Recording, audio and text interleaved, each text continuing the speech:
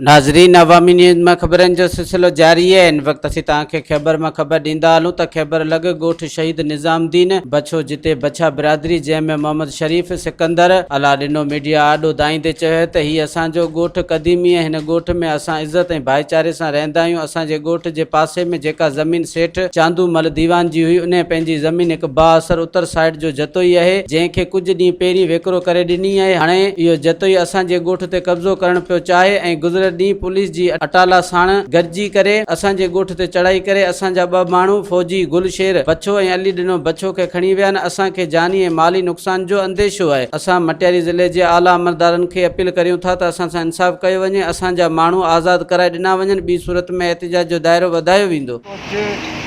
उनखे मथूं करे हटायूं त वरी ॿियो शुरू काल गुलशेर फौजी ॿिया हुन खां ॿ छोकिरा गॾु गुम खणी हला किथे छा ख़बर छा ख़बर करे असांखे खणण पर इन्होंने असांजो हिकिड़ो कयो। मज़ीद खबरों और तफसीलात के लिए विजिट करें हमारी वेबसाइट www.awamiNewsHD.com।